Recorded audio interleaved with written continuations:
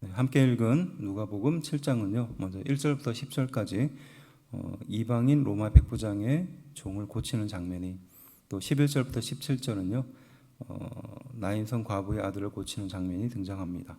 그리고 18절부터 35절은 세례 요한의 제자들과 대화하는 장면이, 그리고 마지막 36절부터 50절 바리새인의 집에 향유 도유의 사건을 보게 됩니다. 먼저 2절은요. 어떤 백부장이라고 하는데, 이는 선한 일을 했고 경건했던 그 백부장으로 볼 수 있습니다. 백부장은 100명을 지휘하는 임무를 가지고 있었죠. 성경에 등장하는 여러 명의 백부장이 있는데요. 한번 짚어보면요. 가버나움의 백부장이 있습니다. 누가복음 7장에 등장합니다. 그리고 두 번째는 십자가형을 지휘한 백부장도 있죠. 네, 마가복음 15장 39절에 나옵니다. 그리고 세 번째는 고넬료 백부장도 있습니다. 사도행전 10장 22절. 그리고 네 번째는 바울을 구해준 백부장도 있어요. 사도행전 22장 26절에 나옵니다. 그리고 다섯 번째, 바울의 호송을 맡은 백부장도 있습니다. 사도행전 27장 1절입니다. 그래서 2절에 사랑하는 종이 나오는데요. 이것은 총애를 받는 하인을 불렀을 때 썼던 말입니다. 곧 아들과 같이 사랑하는 사람이라는 뜻입니다. 3절에 유대의 장로는요, 회당의 장로를 말하는 것이 아니고요, 당시 존경받는 백성의 장로를 말하는 것입니다. 5절에 백부장은 유대 민족을 사랑했으며 회당을 짓도록 허락했습니다. 이것은 당시의 상황으로 본다면 좀 이례적인 일이었습니다. 백부장은 로마 군인 출신이었기 때문에 통제에 많이 신경을 썼지, 그들이 진짜 원하는 것에 대해서는 별로 관심이 없었다고 합니다. 근데 이 백부장이 유대인을 얼마나 사랑했는지 알 수 있는 구절입니다. 6절, 감당치 못하심이니이다라는 것은요, 예수님은 본인 집에 모시기에 감당하지 못할 뿐이라는 것을 알고 있다는 겁니다. 예수님을 귀찮게 하지 않으려고 했었던 것이 아니겠죠. 우리와 비교해서 볼 수 있는 것은 바리새인의 집에 초대되셨으나 환영받지 못했던 상황을 또 뒤에 이어지는 구절을 통해서도 볼 수 있습니다. 네, 비교될 수 있는 구절이죠. 8절은요. 남의 수하에 든 사람이라고 하는데요. 네, 권위에 대한 이해가 있었습니다. 왜냐하면 본인이 권위를 사람들에게 나타내야 될 백부장이었기 때문이지 않았을까요? 9절, 그를 놀랍게 여기라고 하는데, 이건 예수님의 반응입니다.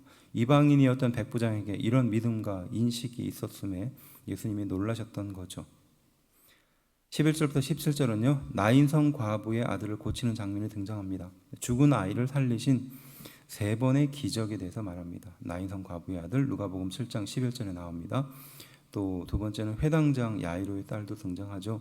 누가복음 8장 49절부터 56절에요. 그 다음에 세 번째는 나사로가 등장합니다. 요한복음 11장 1절부터 44절. 이렇게 세 명을 예수님께서 살리신 것을 볼 수 있습니다. 물론 성경에 기록된 이외의 상황도 있을 것이라고 보지만 기록된 것은 세 번입니다. 16절, 하나님의 권능을 경험한 후에 세 번의 반응인데요. 첫 번째가 두려움이고, 두 번째가 큰 선지자가 일어나셨다는 반응입니다. 모세와 엘리야와 선지자를 기다렸던 당시의 사람들의 생각을 알 수 있습니다. 그리고 세 번째가 하나님이 자기 백성을 돌아보셨다, 돌보셨다 하는 거죠. 의사가 환자를 왕진했을 때 쓰는 말입니다. 오랫동안 계시 없이 지내다가 드디어 하나님이 역사하셨다라는 것이죠. 이 세 반응을 볼 수 있습니다. 19절부터 20절은요, 오실 그 이가 당신이오니까 라는 말은요, 세례 요한이 제자들에게 지금 시켜서 묻고 있는 장면이에요. 세례 요한도 예수님이 로마의 압제에서 해방시켜 주실 분이라고 이해하고 있었던 것을 알 수 있습니다. 22절, 소경이 보며라는 것은요, 이사야 35장 57절부터 나오는 구절인데요. 그 42장 7절은요, 그 말씀이 성취되었다는 뜻입니다. 그리고 죽은 자가 살아났다는 말은 이사야서에 나타나지 않는 성취입니다. 더 뛰어난 예수님의 사역을 말하는 거고요. 포로된 자에게 자유를이라는 말씀은 의도적으로 생략되어 있습니다. 이것은 메시아에 대한 오해를 불러일으킬 수 있으니까요. 그 당시 유대인들이 알고 있었던 정치적인 메시아로 예수님을 오해할 수 있었기 때문에 이렇게 말씀하신 것으로 보여집니다. 24절은 광야인데요. 이 광야는 세례 요한의 사역의 중심지였죠. 또 바람에 흔들리는 갈대라는 것은 세례 요한처럼 하나님의 사역에 충실히 임했다라는 거고요. 그다음에 부드러운 옷을 입은 사람은요, 세상의 권력자, 지도자를 향하는 것입니다. 그리고 선지자는 메시아이기를 예비하는 엘리야 선지자와 같은 사람입니다. 그리고 선지자보다 나은 자라는 것은 예수님이 세례 요한을 평가하는 최종 평가이기도 했습니다. 27절 내 사자를 내 앞에 보내노니라는 말씀은요, 말라기 3장 1절을 인용했는데 내 사자를 이라는 것은 세례 요한을 말하는 거고요, 내 앞에라는 것은 예수님을 말하는 겁니다. 그래서 말라기 3장 1절은 보라 내가 내 사자를 보내리니 그가 내 앞에서 길을 예비할 것이요라고 말하고 있습니다. 28절은요, 하나님 나라에서는 극히 작은 자라도 저보다 크다라고 말씀하십니다. 세례 요한은 가장 큰 선지자이나 앞으로 세워질 하나님의 백성이 더욱 큰 자가 될 것이다라는 의미입니다. 그리고 선지자보다 더 큰 차원, 하나님의 거룩한 백성의 관계가 될 것이다라는 것을 암시하는 말이죠. 그리고 32절은요, 피리와 춤에 대해서 말하는데, 이 피리와 춤은 당시에 혼례의 장소에서 불려졌던 악기들이었습니다. 그리고 그런 동작, 행동들이었죠. 애곡은 그에 반대되는 장례식에서 했었던 행동입니다. 33절부터 34절은요, 세례 요한과 예수님을 동시에 비방하고 있는 것을 볼 수 있습니다. 그리고 35절은요, 지혜는 이라고 말하는데, 이 지혜는 예수님을 말하는 겁니다. 옳다함을 얻으리라라는 것은요, 자기의 모든 자녀, 곧 하나님의 백성, 세리와 죄인 등 예수님의 말씀에 응답한 사람을 말하는 겁니다. 36절 바리새인 시몬의 집에서 일어난 그 향유를 붓게 되는 사건을 말하는데요.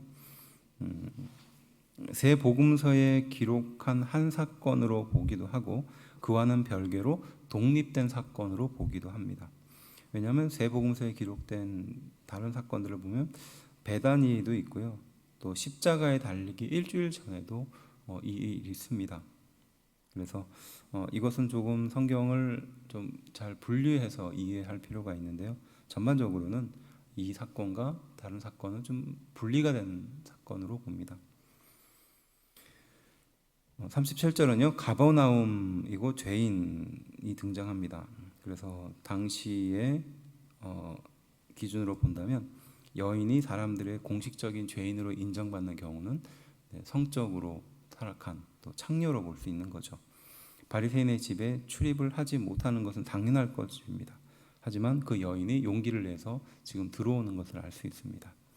39절 만약 예수님이 선지자였다면 이 여자가 죄인인 것을 알았을 텐데 라는 말은요, 바리새인 시몬이 예수님을 선지자로 보고 있지 않는다라는 것을 알 수 있는 말입니다.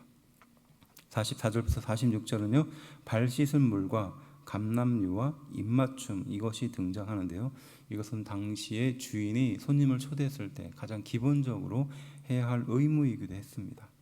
48절 여인의 죄를 사해 주시는 장면이 등장하죠. 그리고 50절 평안히 가라라고 하는데, 이것은 정결한 삶이 이제 시작되었다라는 일종의 선포로 볼 수 있습니다.